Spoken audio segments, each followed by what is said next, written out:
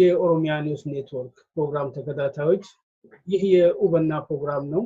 ከኡበና ፕሮግራም ጋር እኔ ደግሞ ተስፋዬ ደረሳ ነኝ።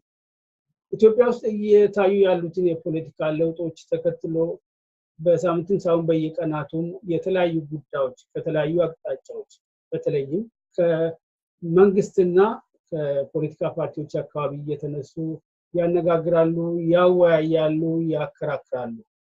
በዚህ መሰረት በዚህ ሳምንት ክርክር ውይይት ሲካሄድባቸው ከነበሩ ጉዳዮች አንዱ መንግስት ያወጣው የአዲሱ የትምህርት ፍኖተ ካርታ ነው። ከዚህ ጋር በተያያዘ ሁኔታ የኦሮሞ ነጻነት ግንባር ኦነግን ከሁለት ወራት በፊት በተለያዩ ፖሊሲ ነክ ጉዳዮች ላይ የመከረ ትልቅ ጉባኤ አካሂዶ ነበር።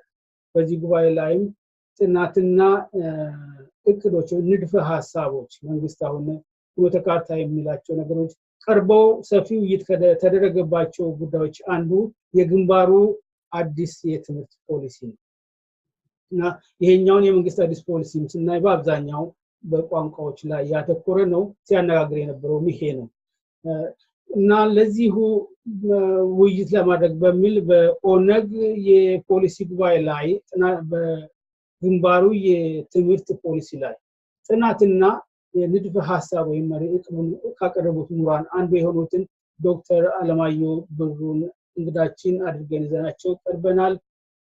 ከኛ ጋር እንድትቆዩ በአክብሮት እየጠየቅን ወደ ውይይታችን እናልፋለን። ዶክተር አለማየሁ ከሁሉም በፊት ለጊዜውን ሰጥተውን መስዋዕት አድርገው ለዚህ ውይይት ዝግጁ ሆነው ስለቀረቡልን በአድማጮቻችን ስም በጣም አመሰግናለሁ ለማለት ፈልጋለሁ። እኔም እጅግ አመሰግናለሁ ይሄ እድል ስለተሰጠኝ። እንግዲህ የትምህርት ነገር ሲነሳ በዚያ መካከል ከምንም በፊት የሚታዩት ህፃናትና ታዳጊዎች ናቸው። ከዚያም ጋር ተያይዞ ከምንም በፊት በሳቤቱ ደረጃ ብንሄድ ቋንቋ ነው እንደ ሳቤቱ እንደመማሪያም። ኢትዮጵያ ውስጥ ለመጀመሪያ ጊዜ ህፃናት በአፍ መፍቻ ቋንቋቸው ወይም ብሔር ብሔረሰቦች ቋንቋቸው መማር ማስተማር መስራት መቻል አለባቸው ተብሎ ተግባራዊ መሆን ሲጀምር 1991 92 93 ይሄው ጉዳይ ትልቅ ብርቱ ጉዳይ ሆኖ ሲያከራክር ነበር። በተለይ ህፃናት በአፍ መፍቻ ቋንቋቸው መማር መጀመራቸውን በመቃወም ከተለያዩ አቅጣጫዎች ቅራኔዎች ይቀርቡ ነበር፣ ውግዘቶች ይቀርቡ ነበር። ከነዚህም ውስጥ እኔ የማረሳው በተለይ በኢትዮጵያ መምህራን ማህበር የቀረበው ነበር። ይህ ማህበር እንግዲህ በአገሪቱ ውስጥ ካሉት ትልቁና በርካታ ምሁራን ከተሰበሰቡባቸው ድርጅቶች አንዱ ነው እና ማህበሩ ያቀረበው ምክንያት ምን ነበር? ህፃናት በአፍ መፍቻ ቋንቋቸው መማር መጀመራቸውን መቃወም። ይሄ በመሆኑ ብሔር ብሔረሰቦች በቋንቋቸው መማር ማስተማርና መስራት በመጀመራቸው በሺዎች የሚቆጠሩ መምህራን ማለት ነው አባላቱ ከስራ ውጪ ሆኑ የሚል ነበር። ይሄ ተቃውሞ አልቀጠለም እስከ ቅርብ ጊዜ ድረስ። አሁንም ደግሞ በዚህ ሳምንት መንግስት ካመጣው የአዲስ የትምህርት ፍኖተ ካርታ ጋር ተያይዞ ይሄው ነው ብርቱ ጉዳይ ሆኖ እያነጋገረ ያለው። ምንድነው? ይሄንን መሰረታዊ የህፃናት መብት በተለይ ህፃናት በአፍ መፍቻ ቋንቋቸው መማር መብታቸው ነው የሚለውን በኢትዮጵያ ብቻ ሳይሆን በዓለም አቀፍ ደረጃ መሰረታዊ መብቶች ተብለው ከተቀመጡት አንዱ የሆነውን ነገር በመቃወም ነው።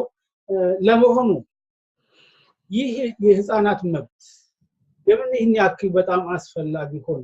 ከፊሎሶፊ አንፃር የፊሎሶፊ ምሁራኖች ከፊሎሶፊ አንፃር ጠቃሚነቱ አስፈላጊነቱ ምን ያህል ነው? ምናልባት ይሄ ተቃዋሚዎቹን ወገኖች ምክንያቱም እንደሆነ በመረዳት በመጠኑም ቢሆን ሐሳቡን መብትህን መብት ወደ መቀበሉ እንዲቀርቡ እንዲረዳ ይህ መብት እንዴት ይታያል ከፊሎሶፊ አንፃር? አዎ ይሄ በጣም ሰፊ የሆነ ጥያቄ ነው፣ እጅግም አስፈላጊ ነው። ምንድነው የመግባቢያ መሳሪያ? አንዱ ዋናው ቋንቋ ነው። ትምህርት ደግሞ በመግባባት ወይም በመነጋገር ነው የሚካሄደውና ትልቁ ዋናው መሳሪያ ነው። ይሁንና ብዙ ጊዜ ተቃውሞ የሚነሳበት ምክንያት ምንድነው? ቋንቋ መግባቢያ ብቻ ነው። መግባቢያ ስለሆነ የትኛውንም ቋንቋ ተጠቅመን መግባባት እስከቻልን ድረስ ለምን ሌላ ቋንቋ ማስተማር ያስፈልጋል ከሚል የተነሳ ነው ብዙ ጊዜ የሚናገሩት። ይሄ የተሳሳተ ነው። በመሰረቱ የተሳሳተ አስተሳሰብ ነው። ምክንያቱም መግባባት እንስሳዎች መግባባት ይችላሉ። ኢቭን በሰውና በተፈጥሮ መካከል መግባባት አለ። ምክንያቱም ምልክቶች ሲታዩ የሚመጣው ነገር ስለሚታወቅ ሰው ደመና አይቶ ዝናብ ይመጣል ይላል፣ ወይም ደግሞ የተለያዩ ነገሮች ማንሳት ይቻላል። እና ይሄ መግባባት ወይም ደግሞ ራሱን የሚገልጽበት ምልክቶች የተለያዩ ነገሮች አሏቸው። የሰው ልጅ ቋንቋ አጠቃቀም ከዚህ የተለየ ነው። ቋንቋ የመግባቢያ መሳሪያ ነው ብሎ ማለት ቋንቋ ማሳነስ ነው።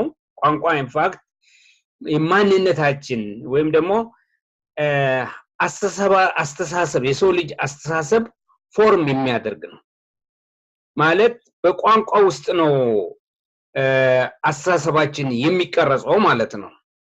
እና ሰው ልጅ በተፈጥሮ ምክንያዊ ነው ወይም ማሰብ ይችላል የምንልበት ምክንያት ቋንቋ ገና ሲፈጠር አብስትራክሽን የሚባለውን የሰው ልጅ የማሰብ ችሎታ በውስጡ ያዘለ በመሆኑ ምክንያት ነው። ለምሳሌ ወይራ አለ፣ ባህር ዛፍ አለ፣ ወይ የተለያየ ዛፍ አይነት አለ። እነዚህን ሁሉ ዛፎች ዛፍ ነው የምንለው። ዛፍ ነው ስንል የጋራ ስም ነው የምንሰጠውና ምን አንድ እንደሚያረጋቸው በማነጻጸር ከዛ ውስጥ አንድ የሚያረጋቸውን ሐሳብ በመውሰድ ብቻ ዛፍ እንላለን። ዛፍ የሚባል ነገር ግን የለም። ያለው ፓርቲኩላር ዛፍ ብቻ ነው ያለው። ሰው የሚባል ነገር የለም። ያለው አለማየሁ፣ ተስፋዬ ወይም አበበች እንደዚህ አይነት ሰው ያለው እንጂ ጀነራል የሆነው የለም። እሱ ያለው ጭንቅላታችን ውስጥ ነው። ይሄ ጭንቅላታችን ውስጥ በአብስትራክሽን ነው የሚፈጠረው። ማለት ሰዎች የጋራ ተመስሏቸውን በመውሰድ አንድ ስም ይሰጡታል ማለት ነው። ይሄ ስም መስጠት ከማሰብ ከኮግኒሽን ጋራ የተያዘ በመሆኑ ምክንያት ለልጆች ቋንቋ ስናስተላልፍ የምናስተላልፈው ምልክት ብቻ ሳይሆን ይሄን የማሰብ ችሎታ ጭምር ነው የምናስተላልፈው ማለት ነው። እና ማንነት፣ ባህል፣ የአስተሳሰብ መዋቅር ስትራክቸር በሙሉ በቋንቋ ውስጥ ይተላለፋሉ ማለት ነው። እና ሰዎች በተለያየ አርት ለምሳሌ በሙዚቃ፣ በስነ ጥበብ፣ በግጥም፣ በአባባሎች፣ በዘዬዎች የሚተላለፉ የአስተሳሰብ የባህል መልእክቶች ስላሉ ሰዎችን ማንነት በዛ ውስጥ ይቀረጻል ማለት ነው። እና ቋንቋ መሳሪያነቱ ለመግባቢያ ብቻ ሳይሆን ማንነትንም ለመፍጠር የአስተሳሰብ ችሎታችንን ለመፍጠር ምክንያት ይሆናል ማለት ነው። ማለት በስልጣኔ ባደጉ አገሮች ውስጥ ያለው የተወለደና ያደገ ልጅ የሚማራቸው ኮንሰፕቶች፣ ቃላቶች የላቀ ይሆናል በጣም ወደ ኋላ ከቀረው ህዝብ ማለት ነው። እና ልጆች ገና አፋቸውን ሲከፍቱ ጀምሮ ወይ መናገር ሲጀምሩ ጀምሮ በእናታቸው ቋንቋ ስለሚናገሩ ቋንቋ አለ ብሎ የሚያስቡት ማንነት አለ ብሎ የሚያስቡት የነሱን ብቻ ነው። እና ትምህርት ቤት ገብተው አዲስ ቋንቋ ሰምተው ማያውቁት አዲስ ቋንቋ ሲመጣባቸው ማንነታቸውን ሁሉ የሚሰርዝ የነሱ የሆነው ነገር ሁሉ ትክክል ያልሆነ ወይም የተጠላ የተናቀ ጓዳ ውስጥ ብቻ መነገር ያለበት ሆኖ ምልክት እንደዚህ አይነት መልእክት ስለሚሰጣቸው መጀመሪያውኑ የመሸማቀቅ የበታችነት እና የራሳቸውን ቋንቋ ለትምህርት የማይበቃ እንዲሁ ከእናታቸው ወይም ከአባታቸው ጋር ብቻ የሚናገሩበት የድብቅ ቋንቋ መሆኑን እየተገነዘቡ የሚሄዱትና ማንነትን የሚሸረሽር በራስ የመተማመንን የሚያጠፋ ማንነትን በሰው ውስጥ የሚገድል ዘዬ ይሆናል ማለት ነው። ቀጥታ ሌላ ትምህርት ቤት ውስጥ ገብቶ በሌላ ቋንቋ መናገር እና እነዚህ ያልካቸው አስተማሪዎች ወይም ደግሞ እነዚህ ያልካቸው ይቃወማሉ የምትላቸው በአንድ አቅጣጫ ብቻ ነው የተመለከቱት። ይሄ ምንድነው? በተለመደው መንገድ ቢሰጥ ሲስተሙ ሳይናጋ የነሱም ስራ ሳይናጋ ስለሚኖር ጥቅማችን ነው ፍላጎታችን ነው ከማለት ነው። እውነት ነው። ሁሉ ነገር ሲለወጥ ብዙ የሚናጋ ነገር አለ። ብዙ ከቦታው መነቃነቅ ያለበት ነገር ስላለ ብዙ ኢንተረስት ይነካልና መቃወማቸው ላያስገርም ይችላል። ግን ያላዩት ነገር ቋንቋን በሌላው ላይ በመጫን በልጆቹ ሳይኮሎጂና ማንነት ላይ የሚደርሰውን ሚውቲሌሽን ወይም ደግሞ የማንነት ወረራ የማንነት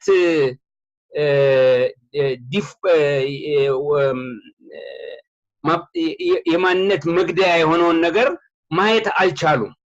እነዚህ ልጆች በትምህርት አቅማቸው ለራሳቸው ባላቸው ግንዛቤ በራስ ያላቸው መተማመን ምን ያህል እንደሚጎዳና ለወደፊቱ በማህበሩ ውስጥ ሊያበረክቱ የሚችሉት ነገር ምን ያህል በዚህ ምክንያት አፌክትድ እንደሚጎድል ለማሰብ ከልጆቹ አቅጣጫ አላዩትም ማለት ነው። እና የህፃናቶቹን መብት ተከራካሪ ናቸው ብሎ ማለት በጣም አስቸጋሪ ነው ማለት ነው። በተለይ እነሱ በሚያስተምሩት ቋንቋ ውጪ ለሚናገሩ ልጆች መልእክቱ ኢንፋክት በጣም በተጻራሪ ነው መታየት ያለበት ይመስለኛል። እኔ ወደ እርሶ በቀጥታ ወደ ተሳተፉበት ጉዳይ እንሂድና የኦሮሞ ነጻነት ግንባር ኦነግ አዲስ የትምህርት ፖሊሲ ነው ጠቅለል አድርገው ቢያስቀምጡልና ከዛ በኋላ አሁን መንግስት ካስቀመጠው ጋር ያነጻጸን ለማየት እንዲረዳ።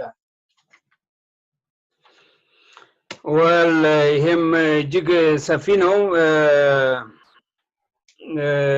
የቀረበው ጥናት በጣም ሰፊ ነው ማለት እችላለሁኝ። ምንድነው ግን ያው እስካሁን ድረስ ኢትዮጵያ 3 ፖሊሲዎች አውጥታለች ኦፊሻል በሆነ መንገድ። ይሄም መጀመሪያ በኃይለ ሥላሴ መንግስት የወጣ የትምህርት ፖሊሲ ነው። በጣም በተወሰነ ቦታ በተወሰነ አካባቢ ለተወሰኑ ሰዎች በጣም ትምህርት ገና በጅምሩ ደረጃ ላይ ያለ ቢሆንም አንድ የተቀረጸ ፖሊሲ ነበረ።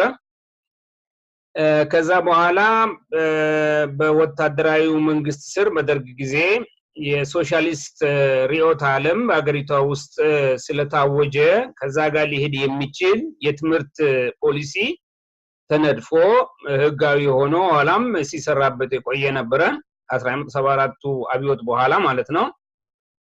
ሌላኛው በኢፒአርዲኤፍ መንግስት ስር በ1993 ላይ ነው መሰለኝ ሶስተኛው ፖሊሲ ተነድፎ በስራ ላይ ሲውል የነበረ። እነዚህን ፖሊሲዎች በመተንተን አማራጭ ሊሆን ይችላል የሚል ሐሳብ ነበር የቀረበው እና በጣም ብዙ ፈርጅ ያለው ጥናት ነው እና ይሄ በሐሳብ ደረጃ ነው የቀረበው። እንግዲህ የፖለቲካ አመራሮች በሚመስላቸው መንገድ ሊጠቀሙበት ይችላሉ ተብሎ ነው የቀረበው እንጂ ይሄ ድርጅታዊ ስራ የተሰራ አይደለም ማለት እኛ ድርጅቱ ሰዎች ሆነን ያቀረብነው ነገር ሳይሆን በኦሮሞነታችን አቅርበን ተጋብዘን የተዋየንበት ነው ማለት ነው። ያንን ድርጅቱ ሊያቀርበው ይችላል። ምንድነው እነዚህ 3 ፖሊሲዎችን ስንመለከት አንደኛ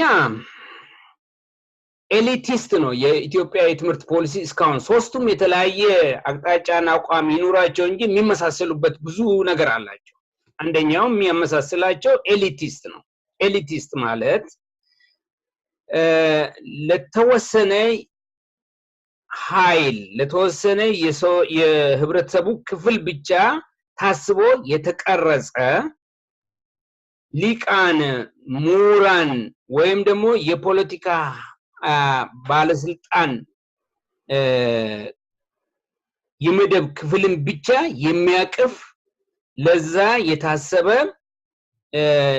የትምህርት ፖሊሲ ነው የወጣው በሶስቱ ማለት ይቻላል። ማለት ኤሊቲስት ነው ስንል ከፖለቲካል ፓወር ጋራ ከፖለቲካ ኃይል ጋራ ይያዛል ማለት ነው። ሁለተኛው ትምህርት በመሳሪያነቱ ነው። በሶስቱ መንግስቶች ውስጥ ይንጸባረቅ የነበረው ትምህርት በመሳሪያነቱ ነው እንዲበረታታ ወይም እንዲያድግ የተፈለገው። ያም ማለት በተለይ በርዕዮተ ዓለም መሳሪያነቱ ነው። ከርዕዮተ ዓለም ጋራ በጣም የተያያዘ ነው። በኃይለ ሥላሴ ጊዜ በመጠኑ የሊበራል እና ሪፐብሊካን ፖለቲካ ጋራ ሊሄድ የሚችል ግን አሪስቶክራሲውን ክፍል ሰፖርት የሚያደርግ የትምህርት ፖሊሲ ነበረ። እኛ ትምህርት ቤት ውስጥ በራፍ ላይ ጧት ስንሰለፍ ጀምሮ የኃይለ ሥላሴን እድሜ እንደማቱ ሰላም ያርዝምልን ብለን በመዘመር ነበር ትምህርት ቤት ባንዲራውን ሰቅለን ከዛ ትምህርት ቤት የምንገባው። እና በትምህርት ላይ ስለ ኃይለ ሥላሴ ስለ ንጉሠ ነገሥቱ ብዙ ነገር ነው ትምህርት የሚሰጠው። በጭንቅላታችን ውስጥ ሰው ሳይሆኑ ከአምላክ የተላኩ ፍጹም ልዩ የሆኑ በእግዚአብሔርና በሰው ልጆች መካከል ያሉ ፍጡር አስመስሎ ነው የምንማረው የጭንቅላታችን ውስጥ ይቀረጽ የነበረው። ስለዚህ ከአይዲዮሎጂ ጋር ቀጥታ ያያዝ ነበረ። በመንግስቱ ኃይለማርያም ጊዜም እንደዚሁ ከሶሻሊዝም ጋራ የተያያዘ ነው። ትምህርት ማለት በዩኒቨርሲቲ ደረጃ ከኤሌመንተሪ ስኩል ጀምሮ ስለ መደብ ትግል፣ ስለ ሰራተኛው ወዛደሩ አምባገነንነት ነው ትምህርት የሚሰጠው። ስለዚህ ኢንስትሩሜንታሊስት ነው፣ መሳሪያነት አለው። ሶስተኛ ቀናሽነት፣ ይሄ ሪዳክሽኒስት የሚባል ሪዳክሽኒስት የሆነ አቲቲዩድ አለው ሶስቱም ፖሊሲ። ይሄ ምንድነው? ትምህርት ማለት ወደ ስልጣኔ ወደ እድገት የሚመራ ነው። እድገት ማለት ግን ቁንጽል ተደርጎ ከኢኮኖሚ ጋር ብቻ ነው የሚያያዘው። ኢኮኖሚ የሚያሳድግ መኪና፣ ባቡር፣ ህንፃ የሚያመጣ ነገር አድርጎ ነው የሚታየው እንጂ ስልጣኔ የሰው ልጆች ውስጣዊ እድገት ውስጣዊ ማንነት የሚያድግበት ሰዎች የሚለወጡበት ሳይሆን አካባቢያችን ያሉ ማቴሪያል የሆኑ ነገሮች የሚፈጠሩበት መሳሪያ ተደርጎ ነው የሚታየው። አራተኛው ስለ ትምህርት ያለን አስተሳሰብ ወይም በዚህ ፖሊሲ ውስጥ ይንጸባረቅ የነበረው የራሳችንን ማንነት የምናሳድግበት፣ የምናበለጽግበት፣ የምናዋህድበት መሳሪያ ሳይሆን ትምህርት ማለት ማንነትን የሚሽር የሚከዳ እና የፈረንጆችን ማንነት የሚያሳድግ አድርገን ነው የምናስበው። እና ትምህርት ማለት ሞደርኒቲ ነው። ሞደርኒቲ ደግሞ ዌስተርናይዜሽን ነው ተደርጎ የሚወሰድ የነበረው ዌስተርናይዜሽን ነው። በደርግ ጊዜ ኢስተርን ወይም ደግሞ ሶሻሊስት መሆን ይሁን እንጂ ማንነትን መካድ ላይ የተመሰረተ ነው። ለምሳሌ ሃይማኖት ላይ የተወሰደው አቋም፣ የባህል የዘፈን ግጥም ምን አይመሳሰሉ ይሄ ትራዲሽናል የሆኑ ባህሎች በሙሉ መጥፋት እንዳለባቸው ተደርጎ አለባበስ ጀምሮ የምግብ ባህል ጀምሮ ይሄ ሁሉ እንዲቀየር መንግስት በተለያየ መንገድ ዘመቻ በአገሪቱ ባህሎች ላይ ወረራ አድርጎ ነበረ። ስለዚህ ኒሂሊስት ማለት ሁሉም ነገር ሪጀክት ማድረግና የራስ ተቃራኒ የመሆን ቴንደንሲ ያለበት ነበረ የትምህርት ፖሊሲ። እነዚህ ድክመቶች በዚህ ፖሊሲ ውስጥ የተንጸባረቁ ድክመቶች ካሁን በኋላ በምንፈጥራቸው የትምህርት ፖሊሲ ውስጥ መንጸባረቅ የለበትም የሚል ነው ዋናው የዚህ የአዲስ ትምህርት ፖሊሲ ፕሮፖዛል ወይም ደግሞ ሐሳብ ያቀረብነው። እነዚህን ጉድለቶች በመጠኑ ቢሆን እንዴት አድርገን ማሻሻል እንችላለን በሚለው ሐሳብ ላይ ነው ማለት ነው።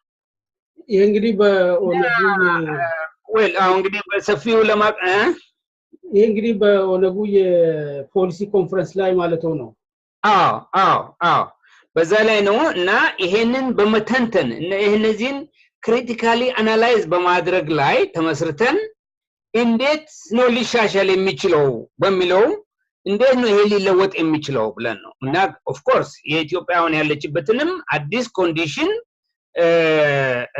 በግንዛቤ ውስጥ በመውሰድ ማለት ነው ያ ማለት ኢትዮጵያ እንደምናውቀው ተለውጣ በኢፒአርዲኤፍ መንግስት ስር በስምም ይሁን ፌደራል መንግስት ተብላ የተሰየመች አገር ናት ማለት የእያንዳንዱን ህዝብ ማንነትና ባህል የምታከብር ተብሎ ነው የተቀረጸው ስለዚህ ከዚህ አንፃር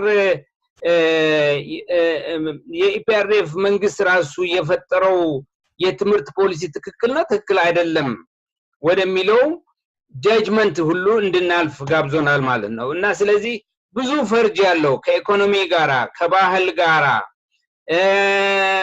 ከሰዎች ዴቨሎፕመንት ጋራ እንዴት መያዝ እንዳለበት እና የትምህርት ግንዛቤያችን ቶታሊ መለወጥ እንዳለበት እና እሱ ስር ነቀል በሆነ መንገድ ስለ ትምህርት ያለን ግንዛቤ ራሱ መቀየር እንዳለበት ነው ትምህርት ማለት የሰው ልጆችን የሚለውጥ የሰው ልጆችን የሚያሳድግ ከውስጥ ማንነታቸውን የሚለውጥና የሚያሳድግ እንጂ ትምህርት መሳሪያ የኢኮኖሚ ደብል ዲጂት የማድረግ መሳሪያ ሊሆን አይገባውም ወይም ደግሞ ትምህርት የአንድ ፖለቲካ አይዲዮሎጂ በማስፋፋት የአንድ መንግስት ይፎዞ እንዲያድግ አንድ መንግስት ለረጅም ጊዜ እንዲቆይ የሚረዳ ኢንስቲትዩሽን መሆን የለበትም ከዚህ ነፃ መሆን ያለበት ነው የሚል አቋሞች ይወሰድን ይሄርንበት ነው ማለት ነው እንግዲህ እና የትምህርት ዓላማዎችን እዛ ውስጥ እንደዚህ በመተንተን ነው ያንን ውስጡን በሙሉ ለመናገር በጣም ይከብደኛል ነገር ግን በጣም ፎከስ ያረኩበት እኔ በኩሌ በዛን ጊዜ ምንድነው ትምህርትና ባህል አለመያዛቸው ትልቁ ጉድለት ነው ብዬ ነው ፎከስ ያረኩት ለምን እድገት ራሱ ዝም ብሎ የውጭ ሀገር ትምህርት ኮፒ ስላረግን ስላመጣን ብቻ ያ ትምህርት ወደ እድገት መሳሪያነት ሊቀየር አይችልም ይሄንን ለብዙ ዘመን ከዌስት የመጣው ትምህርት አፕላይ በማድረግ አልቻልነውም ኢንፋክት የውጭ ትምህርት በአፍሪካ ውስጥ ሲመጣ ለአንደር ዴቨሎፕመንት ነው ምክንያት የሆነው እንጂ ለዴቨሎፕመንት ምክንያት አልሆነም ይሄ ለምንድን ነው ስንል ኢስተርን ኤሽያ ውስጥ ትምህርት ለእድገት ነው የጠቀመው እኛ ጋር ግን ለአንደር ዴቨሎፕመንት ነው የጠቀመው ለምን ምክንያቱ ሲምፕል ነው በኢስተርን ኤሽያ ውስጥ ባህላቸውን ጥለው አይደለም የዌስተርኑን ትምህርት ያስገቡት ባህላቸውን መሰረት አድርገው በባህላቸው ላይ ተመስርተው የዌስቱን ትምህርት ሲወስዱ ኢንተግሬቲቭ አፕሮች ነው የወሰዱት ማለት ሁለቱን የማዋሃድ ማለት አንድ ዛፍ ያለ ስሩ አይተከልም ስር ካለው ብቻ ነው ዛፍ ሆኖ የሚያድገውና የሚያብበው እና ያ ስሩ ምንድነው ባህል ነው የራሱ አገር ባህል የሥራ ባህል የኑሮ ባህል ስለ ህይወት ያለን አመለካከት እነዚህ መሰረታዊ የሆኑ ማንነቶች ስላሉን ዝም ብሎ ባዶ አልጫ ወረቀት ላይ የሚዘራ ነገር አይደለም ማለት ነው ትምህርት በማንነታችን ላይ የሚዘራ ስለሆነ ትምህርት ዘመናዊው ትምህርት ከባህላዊው ዕውቀት ጋራ ሊዋሃድ የሚችልበት መንገድ መፈጠር አለበት ይህ ካልሆነ ትምህርት የማደጊያ ሳይሆን የሞደቂያ ወይም ደግሞ ወደ ኋላ ቀርነት ሰበብ ነው የሚሆነው ስለዚህ ሞደርናይዜሽን ኢንተግሬትድ መሆን ያለበት ከባህል ጋራ የሚል ነው ዋናው መሰረታዊ ሐሳብ አቅርቤ የነበረው ለምሳሌ ስለ ዲሞክራሲ ስንማር የግዴታ የግሪክን ሲቲ ስቴትስ ታሪክ መተንተን የለብኝም ወይም ደግሞ ስለ አሜሪካ ዲሞክራሲ የግዴታ ማወቅ የለብኝም ስለ ገዳ ሲስተም ስለ አፍሪካዊ የሆነ ኦሮሞ በቀል የሆነ ኦሮሞ ከአሜሪካዎች በፊት ያነሱትን ዲሞክራሲ አንስቼ ለምንድነው ይሄ የተፈጠረው ምንድነው ሰርቭ ፐርፐዝ የሚያደርገው ምንድነው ጉለቱ ምንድነው ሀብቱስ ወይም ደግሞ ጠቀሜታውስ ብሎ መተንተን ወደዛ መመለስ ከዘመናዊ ዲሞክራሲ ጋር በማዋሃድ የህሊና እድገት እንድንፈጥር ሊረዳን ይችላል። ለምሳሌ ኦሮሞ ለምሳሌ የራሱ የሆነ የአስትሮኖሚ አለው የሚል ብዙ ጥናቶች ለምሳሌ ቀርቧል። አስትሮኖሚ ማለት ከዋክብት እንዴት እንደሚቆጠሩ እና ወቅቶች እንዴት አንዱ እንደሚተኩ ዓመተ ምህረት እንዴት እንደሚቆጠር ለምሳሌ ፕሮፌሰር አስመሮም ለገሰ በጻፉት ጽሑፍ በጣም ረቀቅ ያለ ስልጣኔ ኦሮሞ እንደነበረው አመስክረዋል። ይሄ ዕውቀት መረሳት የለበትም። ይሄ የኦሮሞ ከሆነ ይሄ እንደገና ሪቫይቭ አድርጎ ከሌላው ከሞደርኑ ዕውቀት ጋር የሚዋሃድበትና የሚያድግበት መንገድ ነው መፈለግ የነበረበት ማለት ነው። ኦሮሞ የራሱ የሆነ ኮስሞሎጂ ቲዮሪ አለው። ማለት እንዴት ነው ህይወት ፍጥረት የተፈጠረው፣ ከፍጥረትስ ወደ ህይወት እንዴት ነው እያደገ የመጣ የተለወጠ የሚል ኦሮሞ የራሱ የሆነ የዓለም ስትራክቸር ኮስሞሎጂካል ዕውቀት የራሱ አለው። ያ ዕውቀት ወደ ኋላ ቀር የሆነ ያልሰለጠነ ሊባል ይችላል። it doesn't matter። ግን መኖሩ ለአዲስ ዕውቀት መሰረት ስለሚሆን አንዱ በአንዱ ላይ ተገንብቶ ነውና እድገት የሚፈጠረው ከባህላዊ ከሆነ ዕውቀት ጋር ማዋሃዶ የዘመኑ የሚበቅልበትን መሬት ወይም የሚበቅልበትን መሰረታዊ ሁኔታ ያመቻችለታል።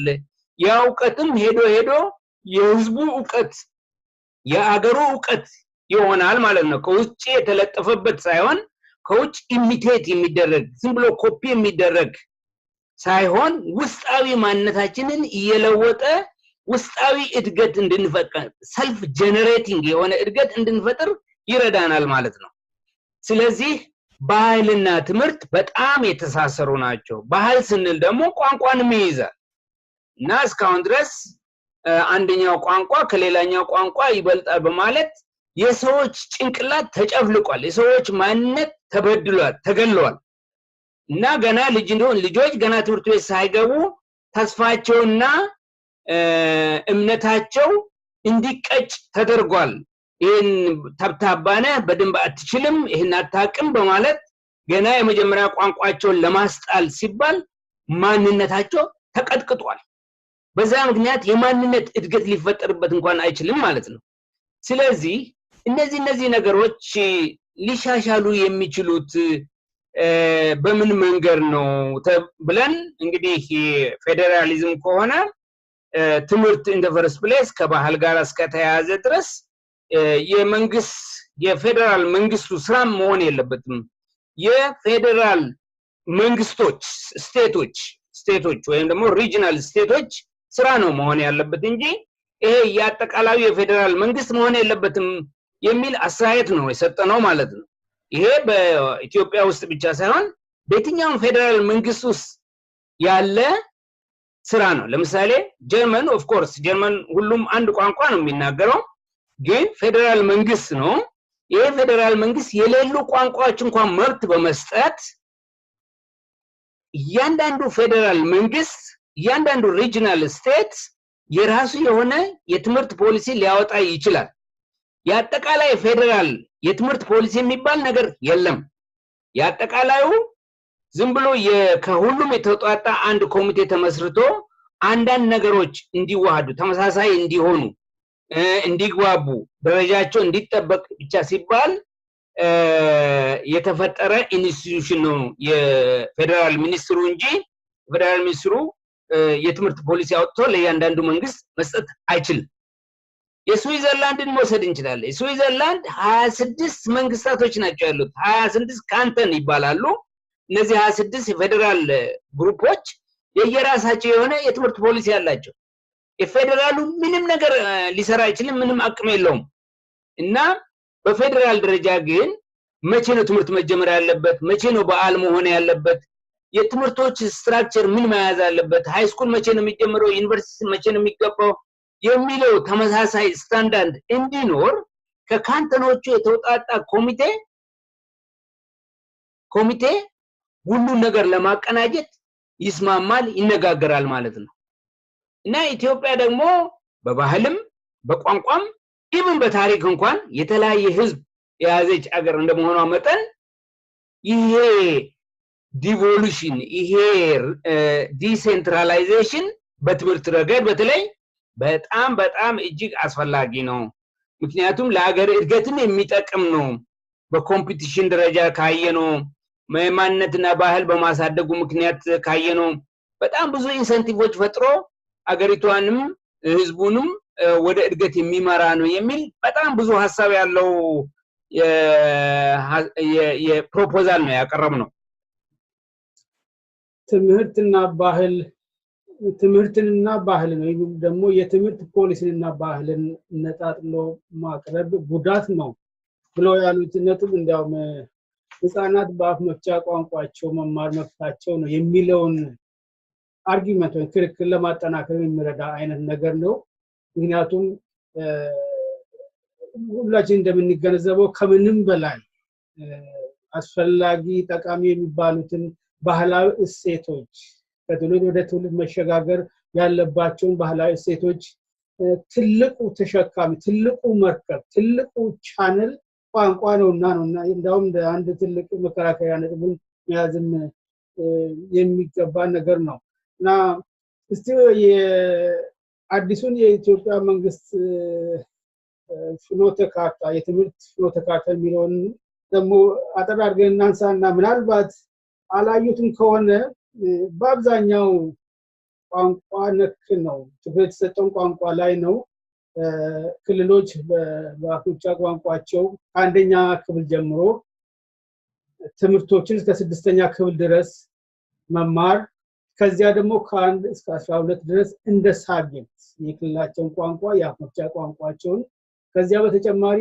እንግሊዝኛን ከአንደኛ ክፍል እስከ ኮሌጅም ከ7ኛ ክፍል ጀምሮ ደግሞ እንግሊዝኛ የመማሪያ ቋንቋ በትምህርትነቱ ወይ በሳብጀክትነቱ ከመሰጠቱ ጎን ለጎን የመማሪያ ቋንቋ ከዚያ በተጨማሪ አንድ ደግሞ የአገር ውስጥ ቋንቋ ከራሳቸው ክልል ወይ ከአፍ መፍቻ ቋንቋቸው በተጨማሪ አንድ ሌላ ቋንቋ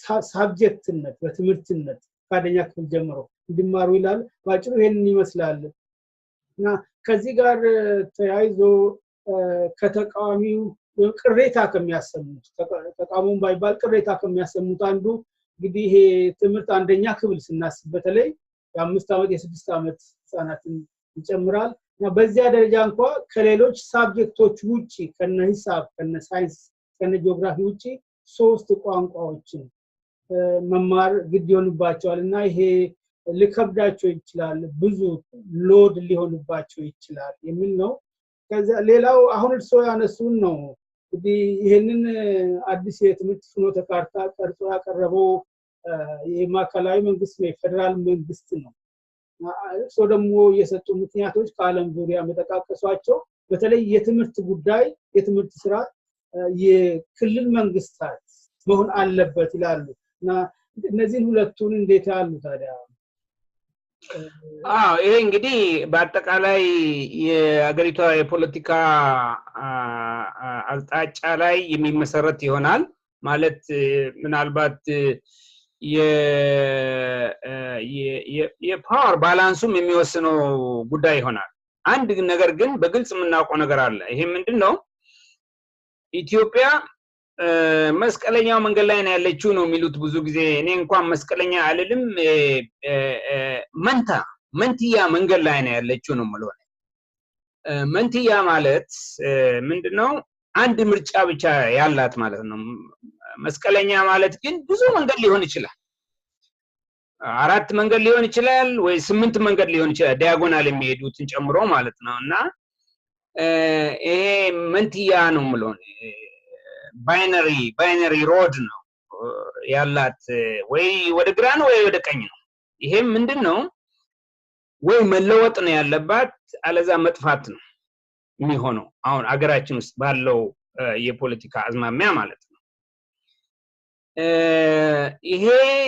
ይሄንን ሪያሊቲ ሁሉም የተቀበለ ሁሉም ያየው ነገር ይመስለኛል ግን ከግንዛቤ ወስዶ ለዚህ መስራት ነው ያጠረው እና ግን ቀድሞ ይሄ እዚህ ላይ መስራት አስፈላጊ ነው ብዬ ነገር ወይ መለወጥ ወይ መጥፋት ነው በመለወጡ ነገር በኢፒአርዲኤፍ መንግስት የተጀመረ ነገር አለ።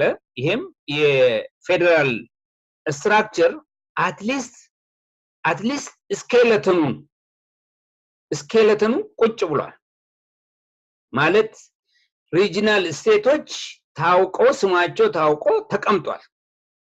ግን ደም የላቸውም ስጋ የላቸውም። ይሄ ስኬለተን ደም የለውም ስጋ የለውም ማለት ለስም ነው በቃ እንጂ አይሰራም። ይሄ እንዲሰራ ማድረግ አለብን። ይሄ የሚሰራ ከሆነ አገሪቷ የተለያየ ቋንቋ ያስፈልጋታል በትምህርት ዘርፉ ብዬ ነው ገምተው። ኢንፋክት በእናት ቋንቋ መማር በተባበሩ መንግስታት ዘንድ ተቀባይነት እንዳገኘው የፖለቲካ መብት ሳይሆን ተፈጥሯዊ መብት ነው የተባለው። ሂውማን ራይት ውስጥ ነው ያለው። ይሄ የቋንቋ ጥያቄ የሂውማን ራይት ጥያቄ እንጂ የፖለቲካ መብት አይደለም። እያንዳንዱ ልጅ በእናቱ ቋንቋ አፉን በፈታበት ቋንቋ ከተማረ የማወቅ እድሉ ትምህርት ለመማር ፍላጎቱ መበረታታት እድሉ እጅግ ሰፊ ነው የሚሆነው። አድማሱ ለወደፊቱ ለማደግ እጅግ ሰፊ ነው የሚሆነው። ለምን? የሱ ማንነት ከእውቀት ዓለም ያልወጣ መሆኑን ሲያቅ የሱ ማንነት ሪጀክትድ ያልሆነ ያልተጠላ ያልተናቀ መሆኑን ሲያይ ራሱን በዓለም ውስጥ የመጨመር ራሱን አንድ አድርጎ ከዛ ውስጥ አንድ አድርጎ የመውሰድ ቴንደንሲ ይፈጠርበታል። ያደገበት ተኮትኩቶ ያደገበት ባህላዊ ትራዲሽናል የሆኑ መንገዶች በሙሉ ኢንቮልቭድ ስለሚሆኑ ሰልፍ ኔጌሽን ማንነትን ሪጀክት በማድረግ ላይ የተመሰረተ እድገት አስፓየር እንዲያደርግ አያደርገውም ማለት ነው። ግን በኮሎኒያሊዝም ስር ያደገው የአፍሪካ ምሁር ገና ከትምህርት ቤት መግባት ሲጀምር ክራባት በማሰር ነው እኛ እንዳሰር ነው ማለት ነው በማሰር ነው ዕውቀቱን ለማሳየት የሚፈልገው። ለምን? ያ ዕውቀት ከውጭ እንደመጣ ሁሉ ያለባበሱና ማነሩም ከውጭ መምጣቱን እያሳየ ነው የሚያድገው ማለት ነው። ማንነቱን እየተወ እየናቀ እየጠላ ማለት ነው። ስለዚህ ይሄ በጣም መሰረታዊ የሆነ ጥያቄ ነው። እኛ ሀገር ደግሞ ስንመለከት ደብል እጥፍ ነው። ይሄ ከፈረንጆች ጋር ባለን ንጽጽር ብቻ ሳይሆን በጥቁሮቹ በእኛ መካከልም ሃይራርኪ የላንጉዌጅ ሃይራርኪ እንዳለ የምንገነዘብበት ነው የሚሆነው ማለት ነው። ማለት ኢትዮጵያ እስካሁን ድረስ አማርኛ እንደ ብሔራዊ ቋንቋ በህዝቡም ይጽደቅ አይጽደቅም እንደ ብሔራዊ ቋንቋ እንደ ስራ ቋንቋ በመታወቅ ብቻ ሲሰራ የነበረ ስለነበረ ከሌላ ቋንቋ አፋቸውን የፈቱ ሰዎች አማርኛ ኮማንድ ካላደረጉ ትምህርት ብቻ ሳይሆን ትምህርት ከጨረሱ በኋላም ህይወታቸውን በሶሳይቲ ስትራክቸር ውስጥ ገብቶ ለመኖር እጅግ ብዙ ፈተናና ችግር ነው የሚያጋጥማቸው። ስለዚህ ሪጀክትድ የመሆን የመናቅ የመጠላት ስለሚፈጥር የዛሬ የምናየው ቁሾና የዛሬ የምናየው ኮንፍሊክት እንዲፈጠር አድርጓል ማለት ነው። ስለዚህ ዛሬ በተለይ እንደ ኦሮሞ ያለ ህዝብ ማጆሪቲ በአገሪቷ ውስጥ ትልቁን ቁጥር የያዘው ህዝብ ካሁን በኋላ ረግጦ ወደ ዳር አድርጎ ያንን ቋንቋም ደግሞ ሪጀክት አድርጎ ኢትዮጵያ የሚባል መንግስት ማንቀሳቀስ ማኖር አይቻልም። ማለት የኦሮሞኛ ቋንቋ ተቀባይነት ሊኖረው ይገባል። if at all ይህ የኢትዮጵያ ስቴት የሚባለው እንደ ስቴት እንዲቀጥል ከተፈለገ ማለት ነው። በዚህ አሰምሽን ላይ በመመስረት በዚህ ጥናት ላይ ያቀረብነው ምንድነው? እያንዳንዱ ክልል ቢያንስ የራሱን ቋንቋና አንድ ተጨማሪ ቋንቋ መማር አለበት ነው ያልነው። ያ ማለት በኦሮሞ ክልል ኦሮምኛ የእናቱ ቋንቋ ሆኖ አማርኛ ደግሞ ሌላ ሁለተኛው አማራጭ የሆነ የሰፊ የሆነ የሚነገርበት ወይም የስራ ቋንቋ የሀገሪቷ ስራ ቋንቋ ስለሚሆን አማርኛ መማር አለበት ብለናል። በአማራው ክልል ደግሞ ኦሮምኛ ሁለተኛው የፌደራል ቋንቋ መሆን አለበት ብለን ስለምናምን እንደ ሁለተኛ የሀገሪቷ ፌደራል ቋንቋ አማራው ክፍል ውስጥ መማር አለበት ብለን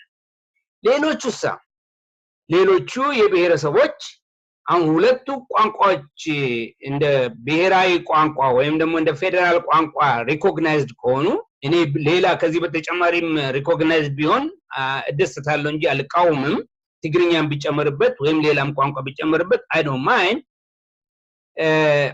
ግን ይሄን ሁለት ቋንቋ እንኳን አስዩም ብናደርግ ሌሎቹ የራሳቸውን ቋንቋ እየተማሩ ከሁለቱ ከአማርኛና ከኦሮምኛ ደግሞ የሚሻላቸው መርጠው ተጨማሪ ሁለተኛ ቋንቋ መማር ይችላሉ ወይ መማር አለባቸው የሚል ነው ፕሮፖዛላችን ይሄ ምንድነው የቋንቋ አንድ የመሆን እውነት ነው የአገሪቷን አንድነት የአገሪቷን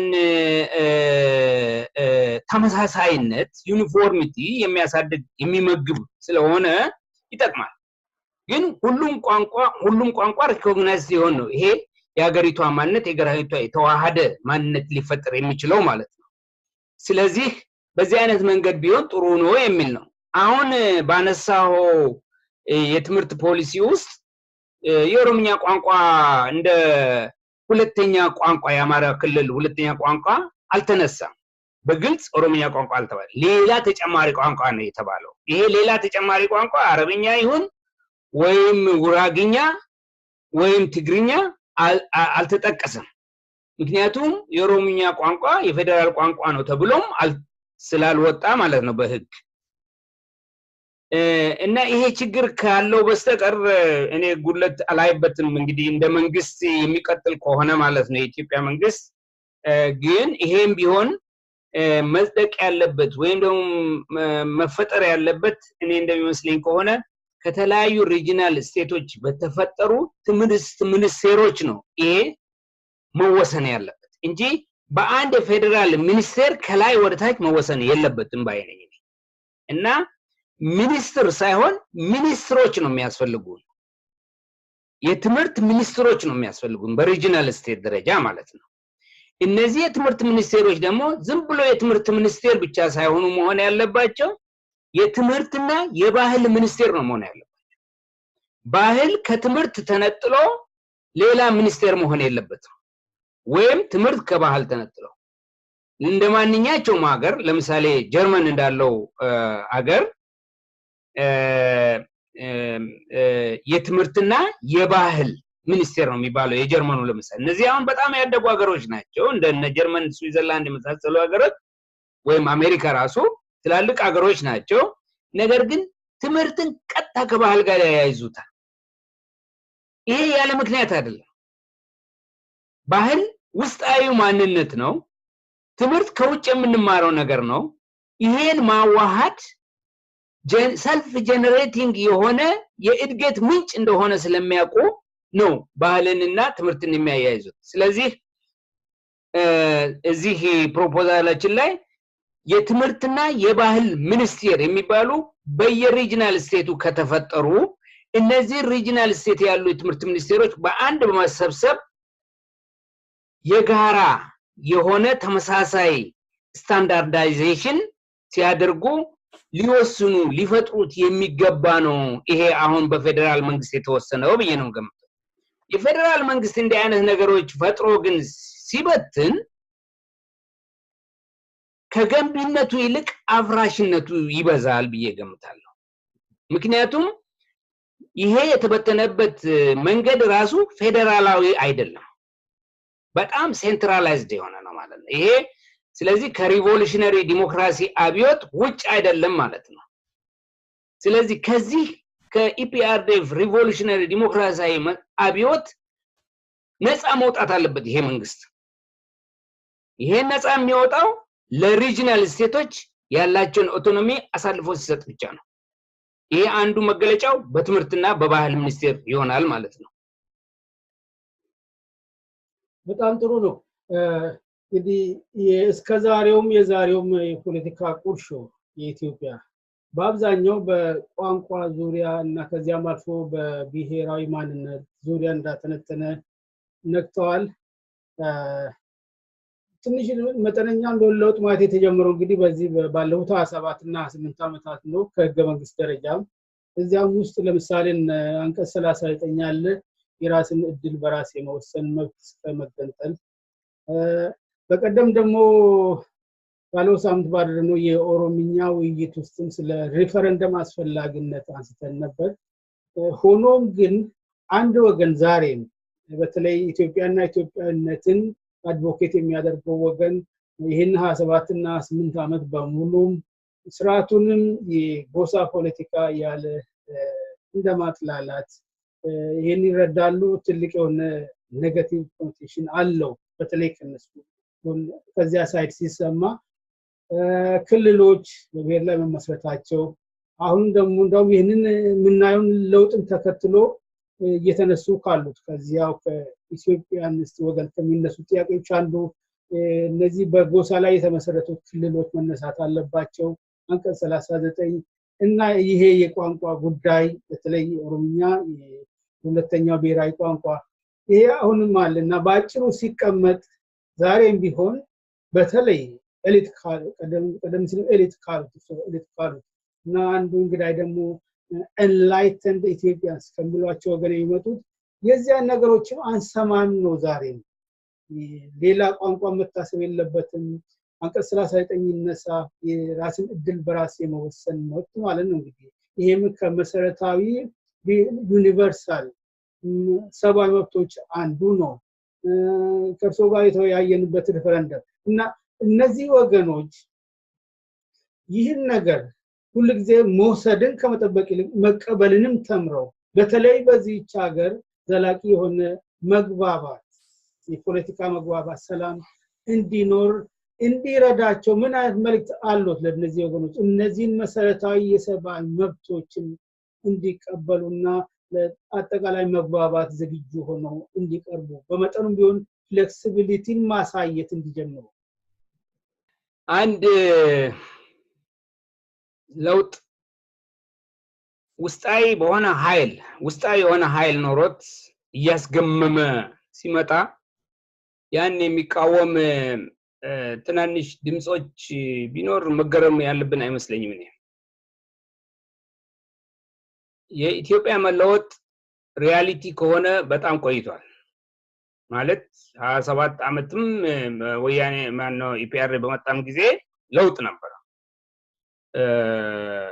መሰረታዊ የሆነ ለውጥ የተካሄደበት ሊካሄድ ፕሮግራም የተደረገበት ነበር ማለት ይቻላል። ተካሂዷል የተወሰነም ነገር ማለት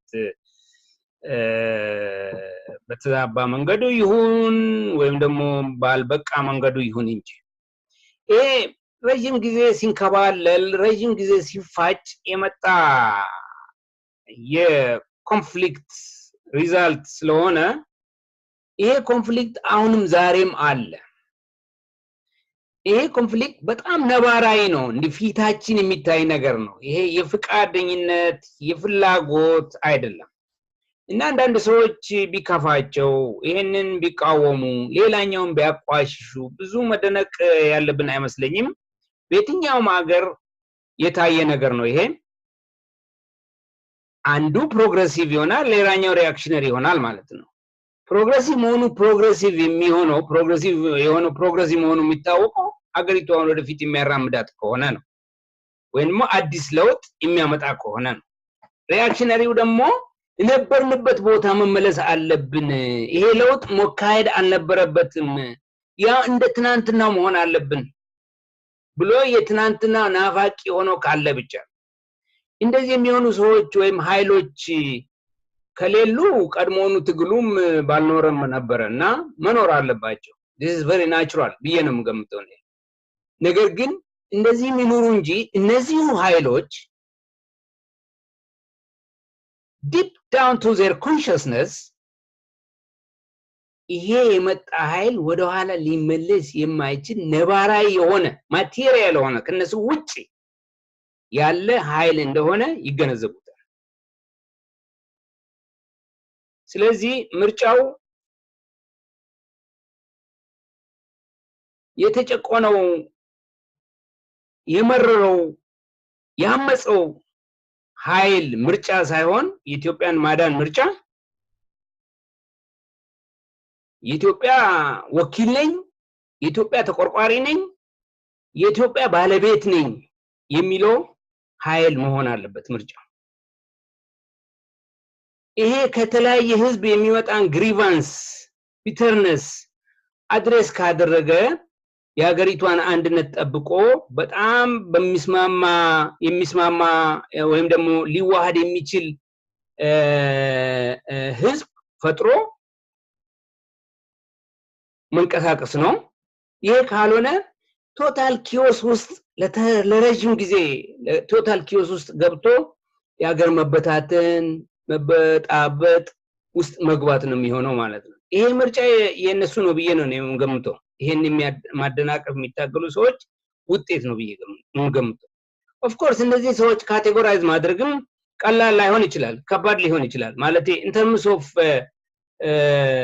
ዘር ወይም ኤትኒክ ግሩፕ ይሄ ነው ብሎ መናገር ነጭና ጥቁር አድርጎ ማቅረብ በጣም አስቸጋሪ ነው የሚሆነው ይሄ።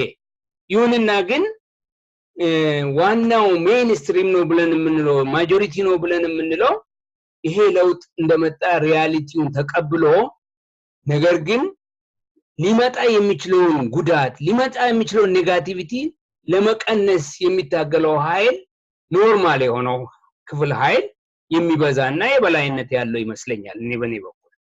ስለዚህ ሰጥቶ መቀበል የሚባል ፖለቲካ እውነት ነው አለ ግን ማን ነው ለማን የሚሰጠው የሚባለው ነገር ላይ ይሄ ነው ብሎ መናገር እንኳን በጣም ይከብዳል። እና አንድ ነገር ግን ስለ ፕሪንሲፕሎች ነው ማውራት የምችለው ነው በዚህ ላይ ማለት ካሁን በኋላ የኢትዮጵያ ችግር ምን እንደሆነ አይደንቲፋይ ካደረግን መፍትሄውን ማወቅ በጣም አስቸጋሪ አይሆንም። ኢትዮጵያ ትልቁ ችግር እንደሚመስለኝ እኔ የስቴት ፎርሜሽን ችግር ነው።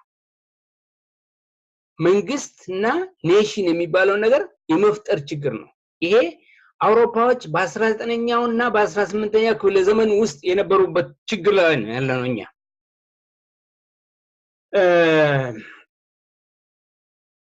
ከፈረንሳይ አብዮት ጋራ ጀምሮ ተያይዞ ከዛ በፊት ኢምፓወሮች ነው ነበሩት። የተለያዩ ኢምፓወሮች አንድ ዘር ሌላኛውን ወሮ በማሸነፍ ጨቁኖ በበታችነት የመግዛት ነበረ። ኋላ በአሲሚሌሽንም ይሁን በምን ኔሽኖች መፈጠር ሲጀምሩ በሰልፍ ዲተርሚኔሽን በሚባለው ፕሪንሲፕል ተመርቶ ነው ህዝቡ የአገሪቱ ባለቤት ህዝቡ የአገሪቱ መንግስት ህግ የሚወስን ኃይል ሆኖ በፈረንሳይ አብዮት ውስጥ ይወጣ። የዲሞክራሲ እንቅስቃሴና ፈረንሳይ እንደ ኔሽን የመፈጠር ሁለቱ መንትዮች ሆነው ነው የተወለዱት። አንድ ፈላስፋ ሀበርማስ የሚባለው እንደሚለው ኔሽንና ዲሞክራሲ ሁለት መንታዎች ናቸው ነው የሚለው። ኢትዮጵያ አሁን ዛሬ ይሄንን ኔሽን ስቴት የመፍጠርና ያለ መፍጠር እንትን ላይ ክሮሲንግ ፖይንት ላይ ነው ያለችው ብዬ ነው የምገምተው። በዚህ ጊዜ ውስጥ የሚሆነው ምንድነው? ስቴት ፎርሜሽን በምን ላይ ተመስርቶ ህዝባዊ ከሆነ ካሁን በኋላ ንጉሳዊ ካልሆነ ካሁን በኋላ በተፈጥሮ ላይ የተመሰረተ ስርዓት መንግስት የማንፈጥር ከሆነ በምኩንያዊነት ላይ የተመሰረተ በህዝቦች መግባባት ላይ የተመሰረተ መንግስት ከሆነ የምንፈጥረው the right of self determination የሚባለው ፕሪንሲፕል ዋናው የዲሞክራሲ አጥንት ዋናው የዲሞክራሲ ምንነት መገለጫ የሚሆነው the right of self determination የሚባለው ማለት በህዝብ ፍቃድ ላይ የተመሰረተ ሶሻል ኮንትራክት ተፈጥሮ መሰረቷ የማይንቀሳቀስ የማይናወጥ ህዝባዊ የሆነች ኢትዮጵያ መፍጠር ከተቻለ የዛ አገር ችግር once and for all ሊፈታ ይችላል ብዬ ነው የምገምተው። ከዚህ ውጪ ሌላ መድኃኒትም የለውም። ምክንያቱም የተነሳው ጥያቄም የብሔረሰቦችና ብሔሮች ጥያቄ ነው የተነሳው። ማለት ለረጅም ጊዜ በበላይነትና በበታችነት ዳር መሆንና መሃል በመሆን የተፈጠረ በጭቆና ላይ የተመሰረተ አንድነት በጉልበት የተፈጠረ አንድነት የነበረ ስለሆነ ይህ እንደገና ሪኢንስቲትዩት መድረግ አለበት በህዝብ ፍቃድ ላይ የተመሰረተ ሲባል the right of self determination ወደ ጎን መጣል አያስችልም ማለት ነው። እና ይሄ the right of self determination ለሁሉም ህዝብ ሊጠቅም ይችላል አንድ ላይ ሆኖ ለመኖር ቢወስን ይሄንን ፖለቲከኞች በተለያየ መንገድ ሊሰብኩትና አብራርተው ህዝባቸውን ሊያሳምኑ ይችላሉ ግን ይሄ መሰረታዊ መብት ሳይከበር ሌላ የዲሞክራሲ መብቶች መምረጥ መብቶች ምናምን ሊከበር አይችልም ነገር ምን ማለት ነው procedural justice የሚባል ነገር ነው ያለው procedural justice በሌለበት substantive justice የለም እኔ ሲጃራ ማጨስ ጤንነት ሊጎዳ ይችላል ገንዘብ ኢኮኖሚ ሊበድል ይችላል በጣም ብዙ ሴትባኮች ሊኖሩት ይችላል ግን አንድ ሰው ወይም አባቴ ወይም እናቴ ሲጃራ ማጨስ አትችልም ብላ ከከለከለችኝ መብቴን በሙሉ ነው ያጠፋቸው ገብቷል እና እኔ መጥፎ ቢሆንም መጥፎውን መምረጥ መቻሌ ያ ፕሮሲጀራል ጀስቲስ ነው የሚባለው ማለት ምክንያቱም ኮንቴክስቱን ይገልጽልኛል ማለት ነው ጥሩና መጥፎ መምረጥ የኔ ነው መሆን ያለበት የራሴ ኃላፊነት ነው መሆን ያለበት እንጂ ይሄ ነው ላንተ የሚበጅህ የሚለው አቋም ከመጣ ፕሮሲጀራል ጀስቲሱ የለበትም ማለት ነው ይሄ ማለት ኳስ ሜዳ ውስጥ ገብተን ሜዳውንም ዳኛውንም የጫወታውንም ህግ በጋራ ሳይሆን በጋራ ፈጠርነው ሳይሆን የሚሆነው አንዱ ተጫዋች ግሩፕ በፈጠረው ልንጫወት ነው ማለት ነው ያ በሆነበት ቦታ ፕሮሲጀራል ጀስቲስ የሚባል ነገር ስለሌለ ዲሞክራሲ ሊፈጠር አይችልም እኔ ነገ መጥፎ ፓርቲ በመርጥ ባልመርጥ የኔ ጥያቄ ነው መሆን ያለበት እንጂ ይሄኛው መጥፎ ነው ይሄኛው ነው መምረጥ ያለበት ካል this is not democracy ስለዚህ ዲሞክራሲ choice for its own sake ነው እንጂ choice not for the result ለሪዛልቱ አይደለም ከሪዛልቱ ውጪ ላለኝ ነፃነት ነው ዲሞክራሲ የሚቆመው ስለዚህ ነፃነት ከሪዛልት ጋር የተያዘ ሳይሆን ከኮንቴክስቱ ጋር መያዝ አለበት እኔ የፈለኩትን ላደርግበት ይችላል of course መብት የሰው መብት ነክቼ ማለት አይደለም ማለት ነፃነቴን ልጠቀምበት ይችላል ሲያራ ላጨስ ይችላል ሲያራ መጥፎ ቢሆን ገንዘቡ ከተሰጠኝ ድረስ በተሰጠኝ ገንዘብ ግን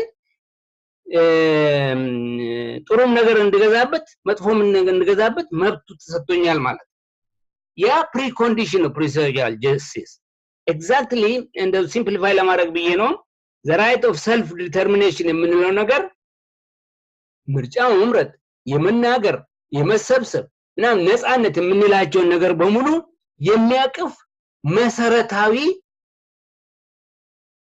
መሰረታዊ የዲሞክራሲ ፕሪንሲፕል ነው ለማለት ነው ፈልገው ስለዚህ ይሄ በአገራችን ውስጥ ተካሄደው ይሄ እንግዲህ እንዴት ነው ሊካሄድ የሚችለው የሚለው በጣም ብዙ ፕራክቲካሊቲ ሊኖረው ይችላል ለምሳሌ ኮንስቲቲዩሽን ተጽፎ በኮንስቲቲዩሽን በማጽደቅም ሊሆን ይችላል አገሪቷ ሶሻል ኮንትራክት የሚፈጠረው ይሄ ኮንስቲቲዩሽን ክርክር ተደርጎበት ሐሳብ ተፋጭቶበት ድምጽ ተሰጥቶበት ሲወሰን ሁሉም ለዛ ባይንዲንግ ይሆናል ለዛ ተገዢ ይሆናል ማለት ነው በዛ መንገድ ሪፈረንደም ይካሄዳል ማለት ነው ስለዚህ self determination ህዝባዊ ድምጽ የሚሰጥበት ሪፈረንደም ማለት ነው በየትኛውም ሀገር እዚህም ሀገር ህጎች እንኳን አዲስ ህጎች እንኳን ለማውጣት ህዝባዊ ድምጽ ነው የሚሰጥበት መንግስት መወሰን የለበትም ዲሲዥን ሜኪንግ ፕሮሰስ ውስጥ ህዝቡ ሲገባ ነው እውነተኛው ሪፐብሊካን የሆነ ዲሞክራሲ ሊፈጠር የሚችለው አለዛው በወኪሎች የሚደረገው የሊበራል ዲሞክራሲ የሚባለው በወኪሎች የሚደረገው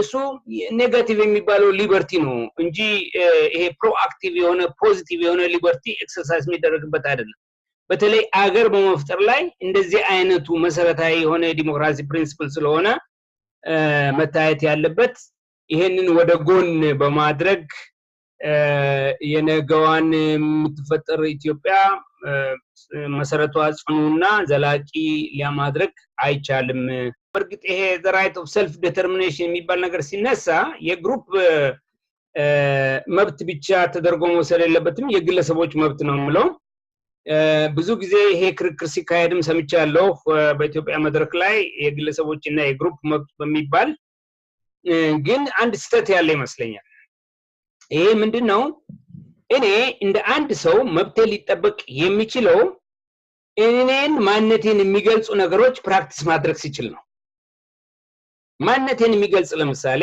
አማርኛ መናገር ከሆነ ወይም ኦሮምኛ መናገር ከሆነ ይሄን ቋንቋዬ ከተከለከለ ማንነቴ ኢሚዲየትሊ ተነክቷል ማለት የኔም መብት ለመጠበቅ የግሩፕ መብቴን መጠበቅ ግዴታ ይሆናል ማለት ነው እያንዳንዱ ግለሰብ ገና ሲፈጠር ማህበራዊ ማንነት ነው ይዞ የሚበቅለው ስም ይዛል ተስፋዬ ይባላል ከበደ ኦላና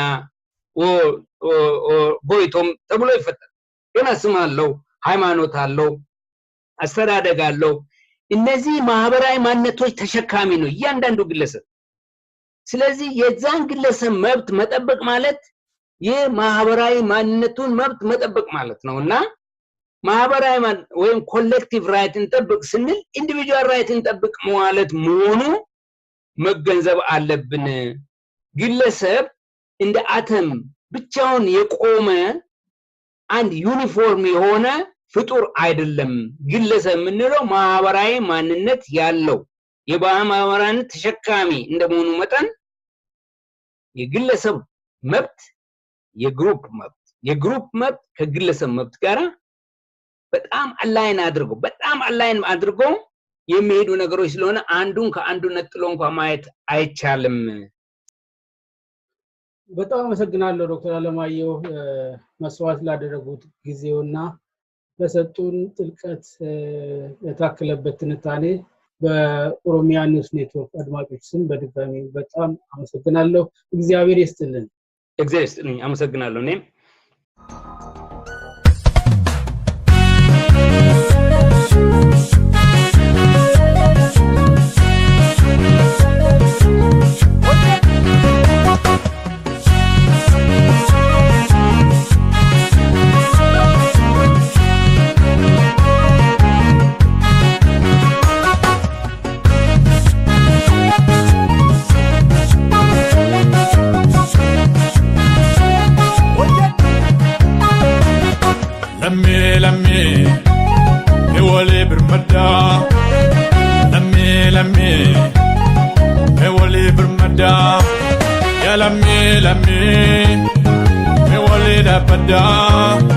Ya sanyi kota ulmale malkamna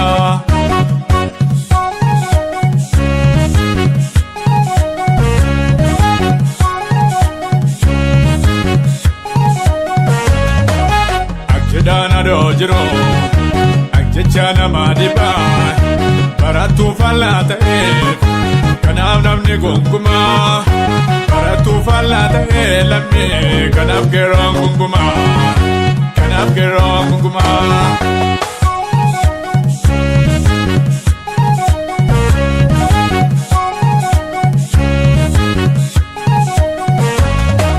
Sangango be barode kurmakamin bokisa sanyitu al makate kale kanab namne frisa abankone kalesa adegera regala kanamadi ganyata lammi dina sake fala oromon sanyi kurma lammi enja marga sangalu nuenyo fon sakano lammi kenya hinkam nakalo tokicha magadiba guracha gara garba hinkam nake nagada lammi isatuno fi abba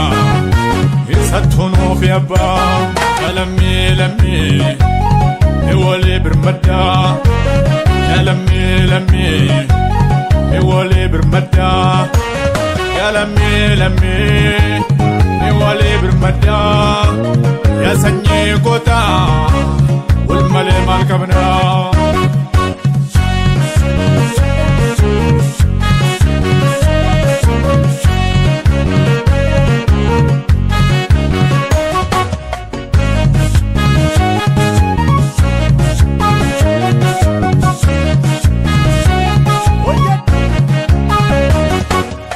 Shangara zambekne akaminda katani kesuma galam kamne lamni make guddisani mannutu bain kamne lamni abini salalafa sores kenya tana lamni katson jara enkufa barabovna maide lotuna naman dadabo ji'atu aduu jaale lammi guyyaan kiyya kan jedhu foonittuu fooni deegaa yaalamee gaafa rakkoo sanyiin kee duubaan jira lammoo hin sodaatin waan tokko sodaatin waan tokko.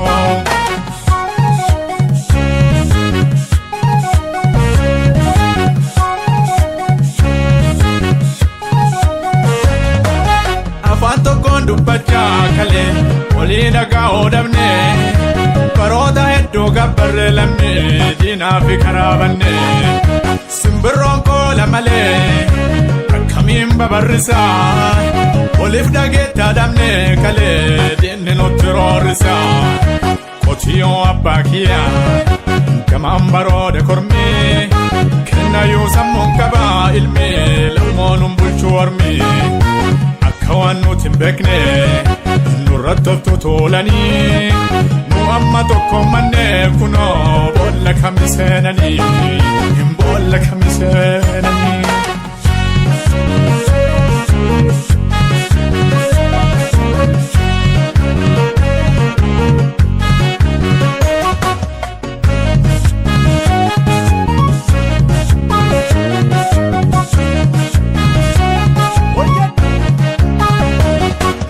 Lakinan tukine situko ya shurrubetia wanangonan bega nini tanafsitinia lakisi fuya shurrube lakisi fuya melaki lakisi fuya shurrube lakisi fuya.